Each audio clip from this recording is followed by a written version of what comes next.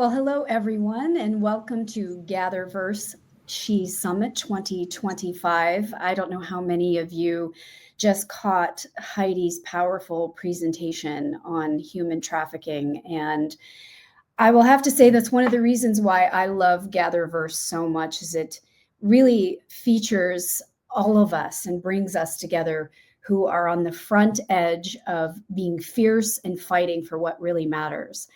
So my name is Mel Selleck, and it's a true privilege and honor to be here with all of you. And I'd like to give a personal shout out to my friend and colleague, Christopher Lafayette, and the entire team at GatherVerse, who has really, they've been putting together so much work and time and effort into making this a special experience for all of us.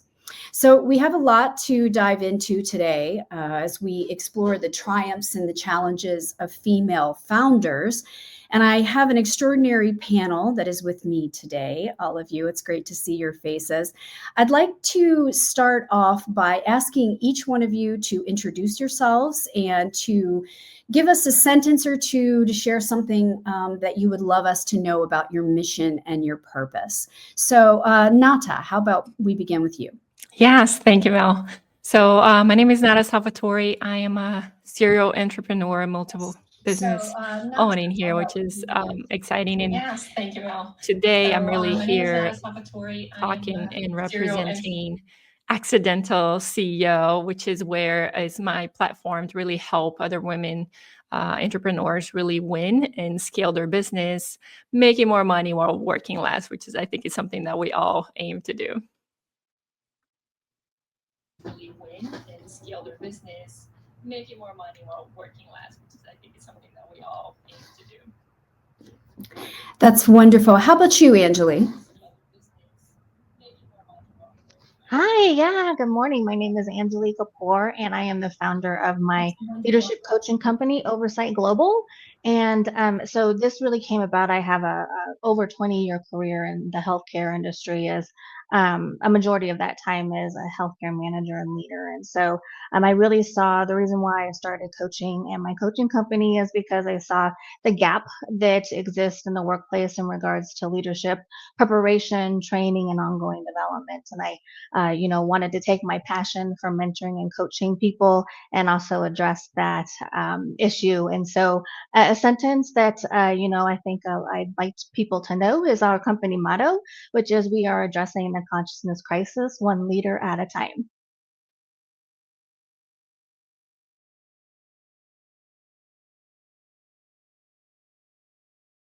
At a time. That's fantastic. Yes, I totally hear you on that. How about you, Anne? What do you think? Hi, everybody. It's great to see you, and thanks everybody for joining. Mel, thanks for kicking us off this morning. I founded Impact Lab because I really wanted to work with organizations and individuals to help them deepen their impact on those they serve and those who work with them. And I wanted to leverage my vast experience. I spent the last 13 years growing an educational nonprofit from 25 million to almost $1 billion in revenue. And prior to that, worked with Fortune 500 companies on transforming their business operations, their HR operations. My sweet spot is at the intersection of client relations, operational excellence, and people strategy.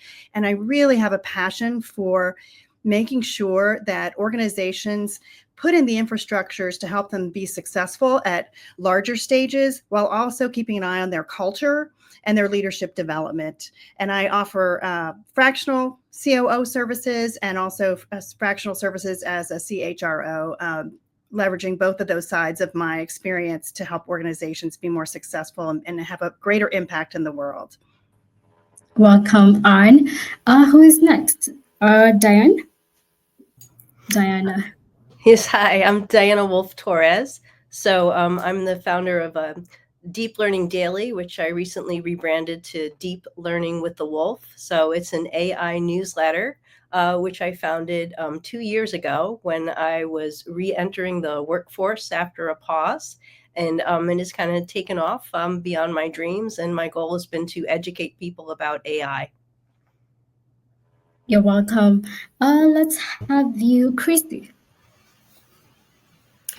Hey, good morning, everybody. My name is Christy Straw. I am the Unicorn Leader. I founded a high EQ leadership framework that blends empathy and execution. I'm also one of Charlotte's top 50 most influential women, and I'm grateful to be here today. We're happy to have you too. Jamie, please let me know who hasn't introduced herself. But Jamie, please go. Your mic, please. It's muted. Forgive me. Sorry about that. Discipline. I'm Jamie, and I'm thrilled to be here today. I'm sorry that my caption didn't show up. I am a keynote speaker and adversity specialist. And I spend in my wellness company, what I talk about is taking our losses and our adversities and turning them into effective leadership. I believe that we are all connected by our losses and our adversities, and yet they are avoided in conversations and sidestepped in societies. And I think if we can really dive into those moments and get a more practical view of how they fit into our lives, you would be amazing at the resilience that comes into your personal life and your professional life. Thank you. Wow, I love that. I'm looking forward to learn more from you, Anjali, if I pronounced that right. That's okay, Jamie. It's a strange spelling. Oh, Jamie. Okay, over to you, Anjali too. Is it Anjali? Kindly help me with the pronunciation. Yes, it is Anjali, and I already introduced myself, but I'm happy to do it again if you like. All right, who hasn't introduced herself yet? Because I think I came in to stand in the gap for Mel. She'll be back. She's having a technical difficulty, but she'll be back. Who hasn't introduced herself, kindly? Anyone? Okay, so I guess that is a kickoff sign. We're going to discuss a roundtable on high emergence, the obstacles and charms of a startup founder in an AI era. Let's just get started. And I will start with you, Anne. What are the unique barriers women founders face, and how can they be addressed in this era of AI, if I may add? And anyone can chime in if they have something to add. Anne. Yes, thank you. Well, I think one of the biggest is the access to venture capital funding. A Harvard University Kennedy School of Business study showed that only about 13% of venture capital funding goes to organizations with a woman founder, and only about 11% of investors in venture capital companies are women. So that's a huge barrier to overcome. And I think one of the things that we need to do is build the pipeline on the VC side for people going into that business, and also bringing partnerships together between those VC companies and women founders. That's really critical to overcome that barrier. And I also think the lack of women in leadership networks is important, because as founders are going out and trying to find customers and clients, decision makers at those firms are largely male, and that limits some of the opportunities for women. Wow, that is very insightful. And I love the fact that you mentioned female networks. And I think this is one of the reasons why we have GatherVerse S.H.E Summit 2025, is to bring this kind of networks here and collaborate and connect. I see you, Christy, agreeing with that. Maybe you have something to chime in on. Yeah, I really do. Listen, I remember walking into a pitch meeting where literally being the only woman in the room, but more than that, the air was really thick with skepticism. I was asked more about my ability to balance than my ability to execute. And I know that this is not unique to only me. Women founders face so frequently, these funding disparities that Anne just mentioned, securing only 2% of venture capital globally, which we already know. But it's the systemic change that we need, which really she just touched on from a leadership perspective. And so mentoring programs to build confidence and skills, but also policy-driven initiatives and investors that actually back diverse leadership. But it all starts with us telling our stories right here in situations like this, and creating peer support networks and proving that inclusion isn't just the right thing, it's profitable. I totally agree. We had a panel last last summit, day 2, and it was about profitability, and you just highlighted what we were sharing. I want to come to you, Diana, because you have been writing successfully about AI, and I want to address this to you. How does the rise of AI disrupt traditional startup models, and how can founders adapt? Well, the rise of AI has made it possible for me to do something I would not at all have been able to do prior to basically the language models coming out. So I've been able to be a one-person business. So it's enabled me to write on my own and put out a volume that I could not have done. AI acts as my editor, checks all my work. I'm able to produce art that I wouldn't have been able to produce. I'm able to do text to speech, which wouldn't have been possible before. So it's a way that I could not have at all produced before. I mean, basically, it's almost been a dream come true. On a personal level, I suffer from migraine headaches, which affect my language centers. So sometimes, I'll write things and I'll double up on words and I won't be able to see my own mistakes. But by running it through the language model, it'll catch those errors for me. So I was publishing articles every day for 2 years. And even on the days that I had migraines, which I get 15 or more days a month, I was still able to consistently publish, which I never could have done before the start of AI, because I had someone checking my work every single day. And so it was amazing for me. So making it possible. So it's a whole new era of opportunities. And I think it's a great equalizer too. So. Hi, everyone. I'm back now after a series of technical difficulties. Not that we ever have those, right? Thank you for being patient, everybody. And Diana, I was able to catch what you were saying about how AI really does come in as an equalizer for many of us. I know for me, for example, I use it in my work sometimes for copy editing and writing and doing research. And I wonder along these lines, who might want to offer some insight into how they have used AI in a way that has either elevated their reach or extended opportunities to women in your circle whom you know need some support. Yeah, I can add a little bit more. I think it's been obviously amazing to have this tool to create a lot more automation in our businesses, really enhancing the decision-making process, and at the end of the day, reducing some operational costs. Like we're all being able to do more without having to really spend all that time in it.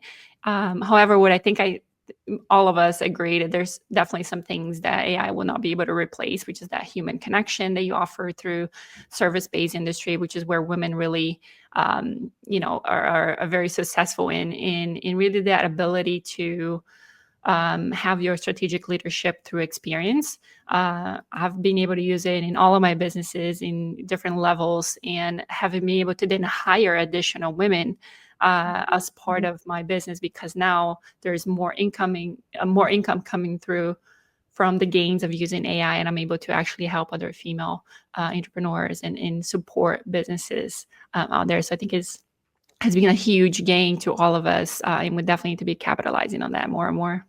Mm-hmm. Yeah, and do you think, or have you seen any difference for non-native speakers, for example, utilizing these tools and how they might support women from different cultures, diverse backgrounds? Yeah, why don't you tell us, Angelique? Yeah, I mean, for me especially, I have 2 TV shows that I do. One is called Unveil Your Brilliance, and the other is called Take the Lead: A Consciousness Movement. And I've gained a lot of followers from different countries like Indonesia and especially different parts of Asia. And I've been able to do that because I work with a company who has a software program that's able to translate live my podcast and my TV show into different languages, depending on who's listening and who's watching. And so that has definitely, been a huge game changer in being able to reach people that, just a couple of years ago, I wouldn't have been able to reach and be able to communicate with. So, AI for me with my company has been amazing and has really enabled me to be able to optimize what it is that I do. I think, like Nada was saying, that it's not something that we're looking to replace anything or anyone with. It really is an enhancement to what we already do, and allows us to really reach more people to help them and serve them that like we're meant to. I love that perspective, because it's actually a growth perspective, right? It's understanding that this is opportunity instead of just rejecting it outright, and it's not going anywhere. AI is in our lives and everyone's using it, and we all have different levels of accessibility and comfort and familiarity, but it certainly is something that if we lean into, I think that we can actually expand and support other women in the work that they do.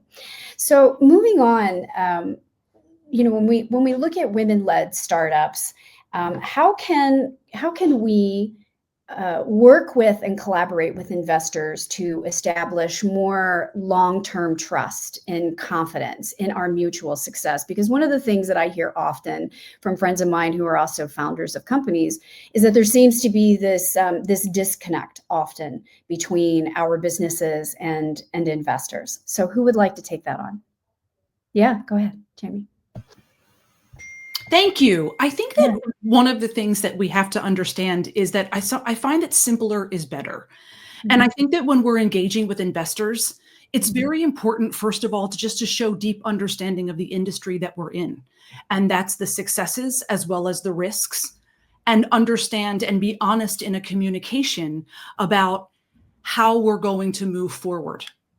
And if we can treat our investors more as strategic partners, rather than just, hey, can you back me? And they feel empowered and they understand how you're moving forward, then the business becomes the boss. And it's not the differentiation between both sides. And I would say the same for investors. I think that if they can also offer mentorship and understand that someone is starting a new business, and that takes time, and that takes an honest relationship about where the goals are for moving forward, as well as the obstacles. That's great. How about you, Christy? What would you add to that? Yeah, along the same lines, I worked with a founder really who spent a lot of time building trust with her investor by prioritizing transparency. And what that looked like for her was, instead of hiding her struggles, she really shared how she was navigating them, actually turning that doubt that was potentially there into a much deeper partnership. And so knowing that trust comes from clear communication, shared values, and a commitment to alignment just beyond financial metrics, I really believe, especially as women, we can lead this shift by bringing authentic authority to every single interaction and showing that investors, when they bet on us, they're betting on resilience and vision. And we don't have to be fake. We don't have to show up in masculine energy. We can show up fully as ourselves and be transparent as part of the solution. And as we move into AI, I'm always really curious about the qualities that we have as women that we just naturally bring to the table, and how that can shift in this future landscape. It almost seems like there's maybe more of an opportunity now more than ever to do that. Anyone have some thoughts on that? Yeah, go ahead, Anne. Yeah, I think that, the strengths that we have that are outside of AI is, include empathy, critical thinking, and those are areas where women excel and can tap into very easily. And I think that the AI can help us do the other things so that we can spend more time going deeper with connecting with our clients, with our partners, with our employees, with our communities, and we can drive much greater and deeper social impact by leveraging those innate skills that we have and can develop more and need more of in this world. So I think when we focus our AI efforts to those other areas, more of us can be working and spending our time on those really critical areas that have great impact. I love that. Yeah, go ahead, Jamie. I wanted to piggyback on what Anne was saying. I think that what we all need to understand is that AI is here to stay. Technology is here to stay. It's not really an option anymore. It's deciding how it's going to fit into your business. But there's no app for empathy. There's no app for human to human contact and understanding those things. And I think for women, and I tell this to my clients all the time, is that when women want to get out in the workforce, the one thing that we have to always battle with, it seems, is that we have this amazing power to do this other thing, which is have children. So there's the comparison of, are you going to be successful in your business? And not in a combative kind of way, but men, just based on their gender, don't have that other powerful thing that everybody compares them to. So they get to be powerful at whatever they choose with no comparison. And as far as the other side of your life, being empathetic, being a woman, having children, having that part of your life, lean into it. Make it part of the strength that you bring to your business. If you bring that, people will follow. I think that's really true because we keep hearing a lot in the emergent research about the importance of empathy, right? Empathy has been around for a really long time and we talk a lot about it, but it's now actually it's important more than ever, especially in our business and how we move forward. Speaking of empathy, I wonder, when we're looking at policy and regulations for AI and also for business in general, how do you see policy changes playing in helping to establish a more equitable environment for women right now as we move forward? I can add a little bit to that. So I think one of the things that we really need to put efforts into as women founders is really fight for policies that obviously give us equal access to funding. We know, you guys mentioned some alarming statistics already of funding and inequality. But I also think parental leave is one of the things that could be looked into in all countries in making sure that we get support on that area, as well as business owners and family, leads of our family as moms, right? I have 2 kids. And obviously, Jamie was saying earlier, like in the male counterparts, like my husband was never asked, how did he manage his work and his kids? Right, and his family. Like that question never comes along when we're talking about male founders. So, making sure that there is some equality on that area, but also continuing to push for bias-free on the hiring process and really applying those gains to those small business grants, founding women businesses, and really supporting us as we continue to find our space and our way into the business world. Anyone have some? Yeah, go ahead. Yeah. Absolutely. Just to add on that, I think that care at all stages of one's life cycle. So it's parental care leave, but also leave for elder care, and all stages of the life cycle is needed. I also think that policies around bias in the data that AI is generating and analyzing and giving to organizations is critical. As well as making sure that globally there's access to the technology that AI can help us use, because it's not always as accessible around the world as it is in more developed countries.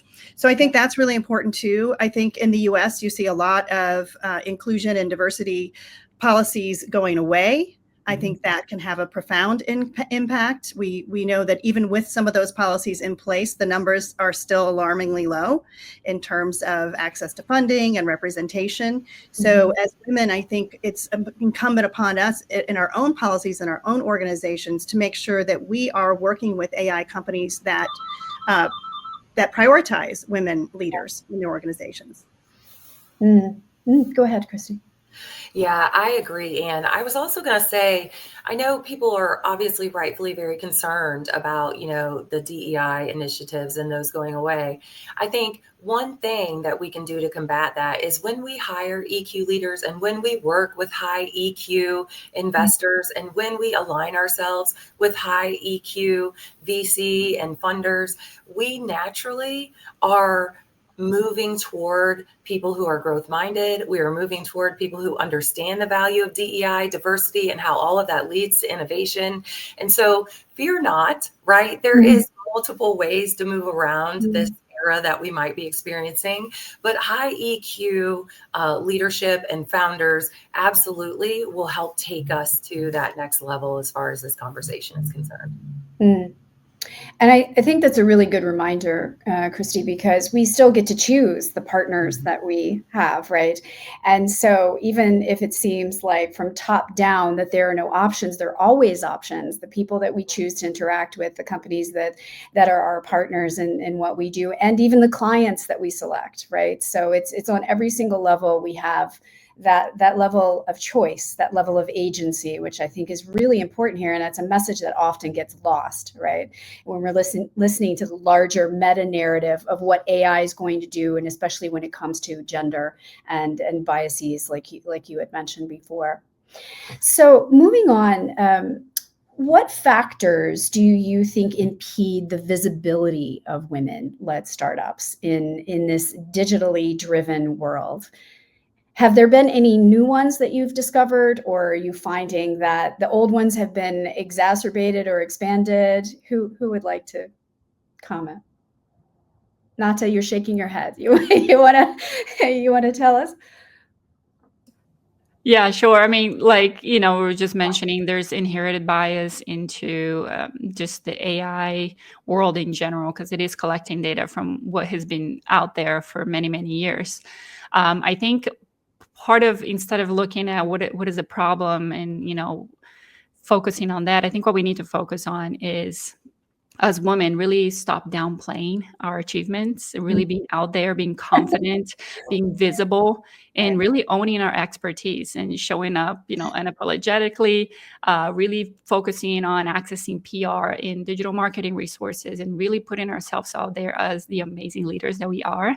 I think that's going to start with us we are the only ones that can reverse this inherent bias that it is on AI. And the more we use AI, the more we are part of the system and part of the information and the data that's being inputted in there, the less those biases are going to be out there and are going to be affecting our businesses. So it starts with us. We're the ones that need to be showing up confidently and, enough with the doubt. We have proven many, many times that we can do this. Yes. Go ahead. I think another thing too, I love being a woman, so I would like to do that caveat. But I was in an interview once, and in a previous life before I was a public speaker, I did comedy for a long time. And let me tell you that it was myself and a bunch of men is an understatement. And I was being interviewed once in the back of the Comedy Store, and the person that was interviewing me said, "So you're doing comedy and you're a woman?" And my answer was, "Who cares?" And they were so taken back by the fact that I didn't worry about the fact that I was a female. That wasn't the point. And so sometimes in my life, the fact that I'm a woman is not what I lead with.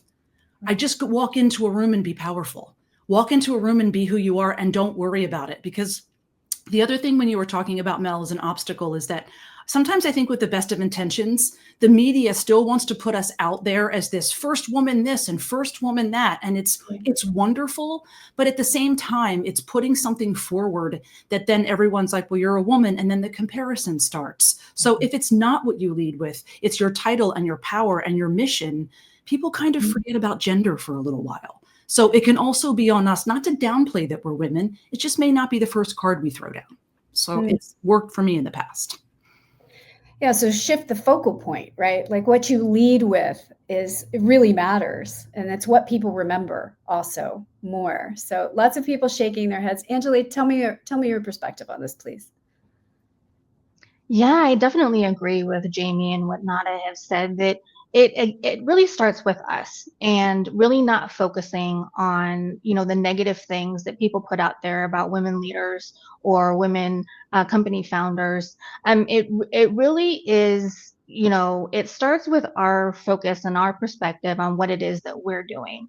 And like Jamie was saying, instead of throwing that woman card out there first, throw out your authority and your expertise and your skill sets and your talents instead. I know that when I was back in my career in healthcare, I got a lot of flack for being a healthcare leader as a woman and being able to, climb that ladder pretty quickly. And, people would look at me and think that I was getting favors from, my directors or, people above me. And it was like, I was like, no, I'm being promoted because I'm doing my job well.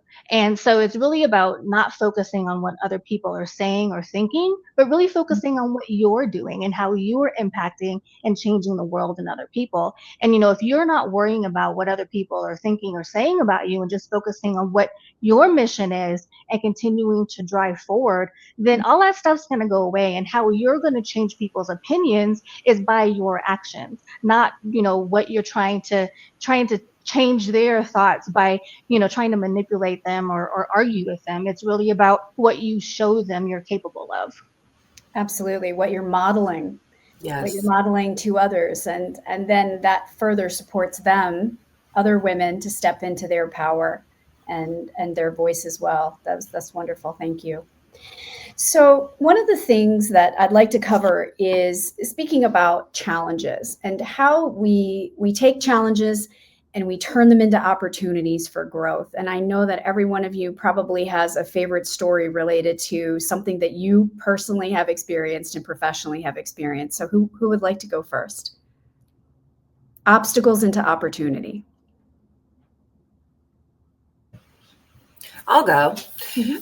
Okay, so the obstacle was, I made it to the pinnacle. I made it to the C-suite. It is exactly where I wanted to be, much like Anjali just mentioned. People thought of all sorts of reasons why a woman in wealth management made it and rose so quickly.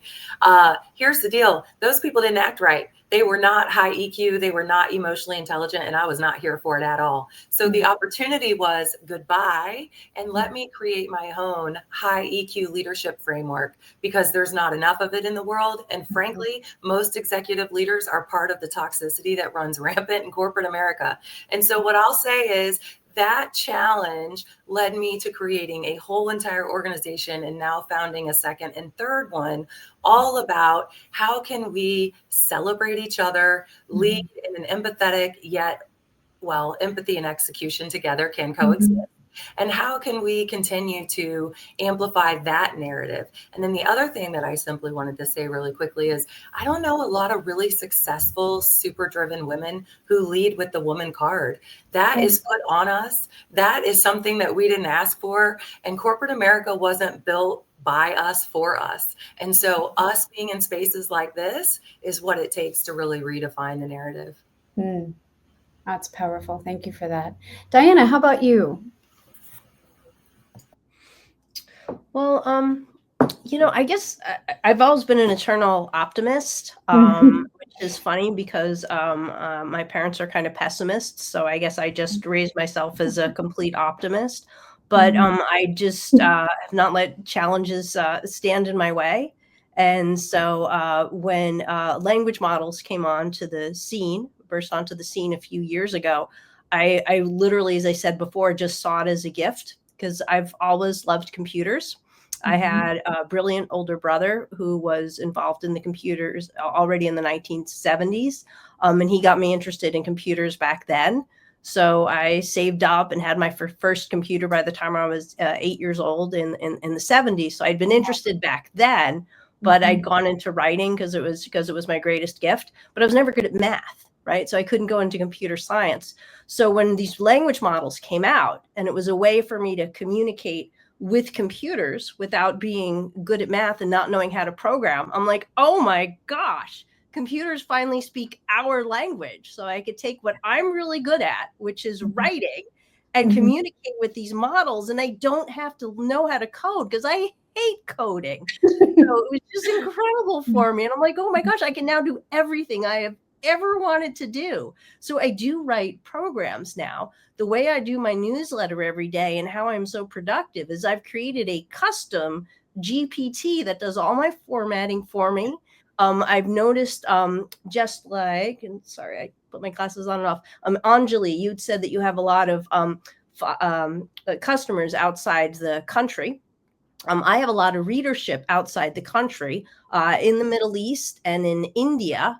for some reason, just a really large following. So I started formatting my newsletter for people who speak English as a second language. I put that right into the GPT to do it for me. So I set it up like a textbook. So it adds frequently asked questions at the end and keywords, so that if you, for some reason, didn't fully understand the narrative within the newsletter, you could read through the keywords if some of those words weren't familiar to you, or read through the frequently asked questions and then understand the content that way, just like you would back when I was an educator and I was teaching in school. It's how you understand content. So if you don't get it this way, you can get it this way, or you can get it this way. So it's 3 different ways to understand the information.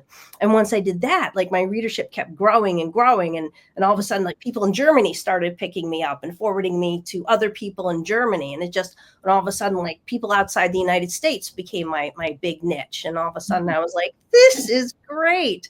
So yeah, I just saw this as like this was my big gift that was given to me. So wonderful. So the next question that we are curious about is talking about metrics. And so what metrics can we use to evaluate the process of making emerging technology startup ecosystems a bit more inclusive? I know we've touched on this a little bit, but what are your thoughts on metrics? Anne? Well, I think looking at bias in data, I think looking at the number of women in accelerator programs, the impact of mentoring programs, representation in leadership networks, I think all of those are really important to ground us in what's really happening. Mm-hmm. Christy? You know, when I look at the 2% number of funding that we get, not only is it unacceptable, but it's more than a bias. I mean, it's a choice. I just am not going to sugarcoat it for anybody who's listening. That is not a bias. That is an absolute choice. And so for me, as much as I love to call out, I really want to do it in a way that actually calls people in at the same time. Mm-hmm. And so I would say from a perspective of continuing to amplify women's voices, make sure that we're creating spaces where we're not inadvertently making people feel that they're too much. Sometimes we do that. I see some head shaking. Sometimes we do that, right? Somebody's too much or somebody's too extra. Somebody's full of herself. Those don't help our cause. We have to be too much. We have to be full of ourselves. You will not be seen otherwise. And we need to continue to find sponsors and mentors who want to amplify that voice, because that's the only way we get over the 2% threshold. Mm. You know, that makes me think of something too. There's often a complaint that I hear that women don't support women enough. How can we change that narrative? How can we actually really step in and do our part? Anyone have any thoughts on that? Yeah, go ahead, Jamie. I think that the one thing to start with, and it was one of my triumphs that I got in my own life, is that I think we have to, as women, stop caring so much about what another woman is doing and find out what the cause is. So dare I say that I be bold right now to say that men will back the worst man they've ever found because they have a goal before women will put up their best woman. It's time to just stop worrying about that. I am such a champion of women. I don't compete with other women. I want every woman that's out there that has a cause that she believes in to go out there and get it. And I think that it's a bit in our nature, but we have to stop caring about everything that comes around and worrying about how everything affects us. You put some blinders on, you look at the goal, and you go forward and you put the best person up. And I also think that for young women, I'm sorry for myself that I started getting this at 30 years old. At K through 12, let's put in the curriculum about how women can be entrepreneurs. You don't have to be 30 to figure it out. You can be 7. So let's really make it part of because young boys are told that. Let's have young women be told the same thing. I love that point. And so that really dovetails nicely with the next question, which is, how can the public and the private sectors collaborate to support women-led startups? I mean, does it begin in school? does it begin in families, in school, in our communities, our organizations? Anyone have any thoughts on that? I Yeah, do. think, yeah, go ahead, Ann. I've No, spoken.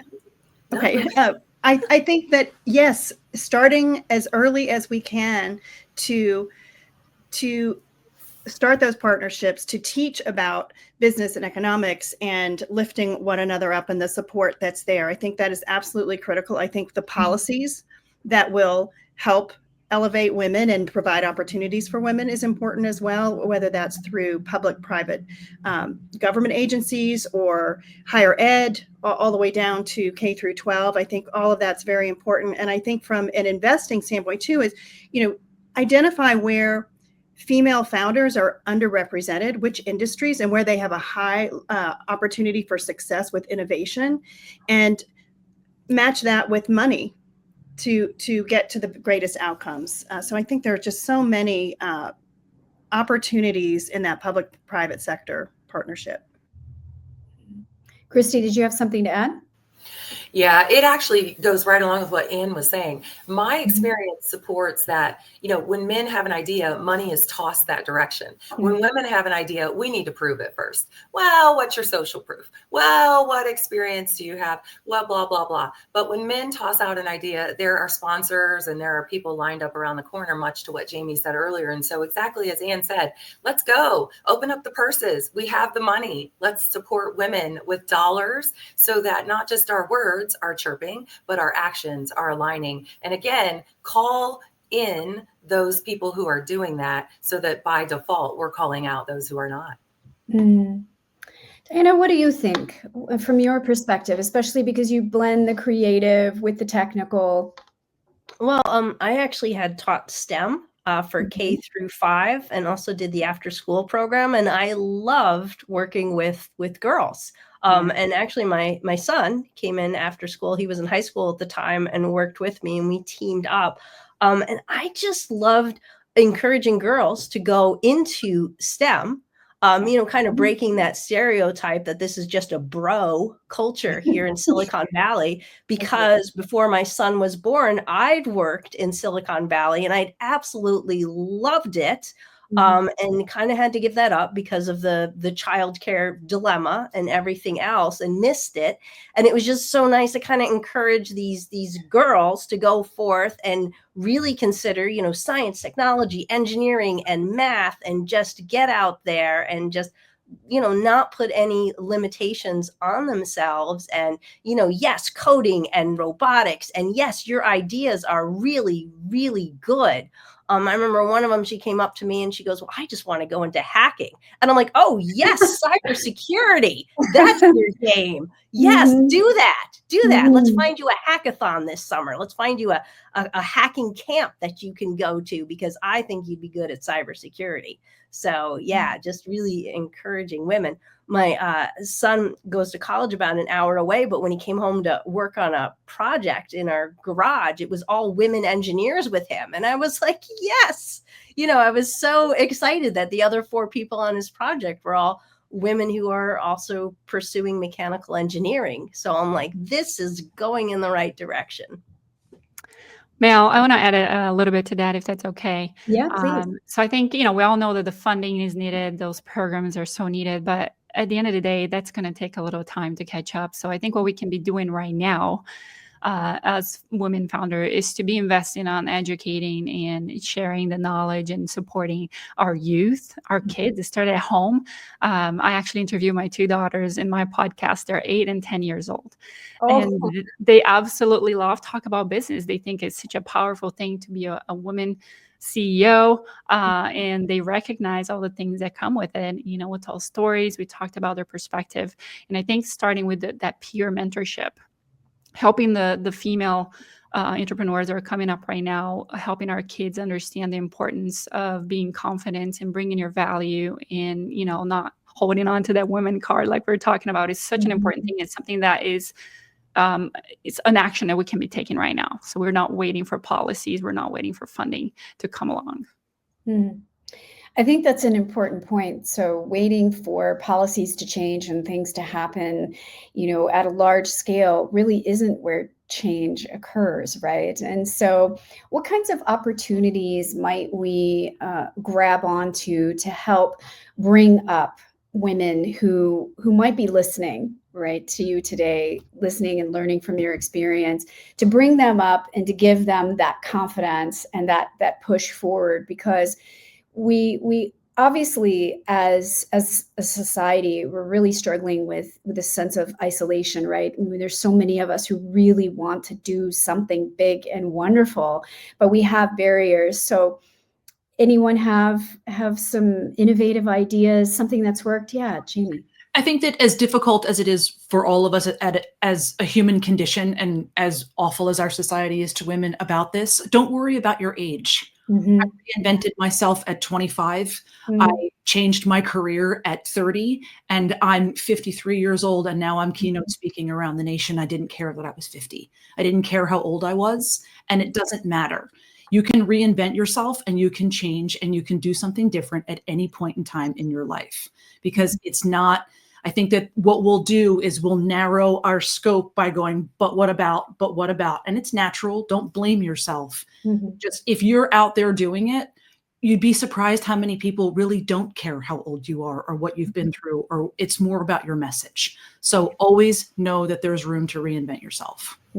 Beautiful. Yeah, Christy. Yeah, I think that's beautiful, Jamie. I also think surrounding yourself with other community builders, right? It's not enough to just worry about yourself, honestly. I mean, if that's the capacity you're at, of course, do that. But when you have more capacity, surround yourselves with other community builders and align yourselves with what they're doing and with what they're amplifying, and continue to elevate that way. I think creating communities of community builders is how we make massive change in a quicker way. And how about you, Anthony? Why don't you close us out? Yeah, so definitely love and agree with what Jamie and Christy have said, and just kind of, wrapping that up is, as women, we are subject to so much societal and familiar expectation, and we're kind of, as we grow, we're molded into thinking and believing that there's a certain way that we have to be, or these certain roles that we have to take on. And as women, it's really our strength that we are able to have these multiple roles and responsibilities and do them well. But while we have those, a lot of the times we end up losing ourselves because we're putting so many other people and things first. So, I think that a key component of being able to be successful and doing something that you desire, or you feel is your purpose or mission, is getting back to recognizing who you are and your core values and your passions and what lights you up and what makes life for you this blissful experience, instead of feeling like you always have to put everybody else and everything before yourself. But that's not necessarily true. You cannot pour from an empty cup. You have to pay attention to yourself and make yourself a priority if you want to serve other people and do other things as your best self. Powerful words to end on. Thank you so much. What an amazing panel that this has been. I really appreciate all of your insights and your wisdom. Thank you so much. Thank you to everybody who's been watching, and please make sure that you stay tuned for some more amazing roundtable discussions coming up on GatherVerse.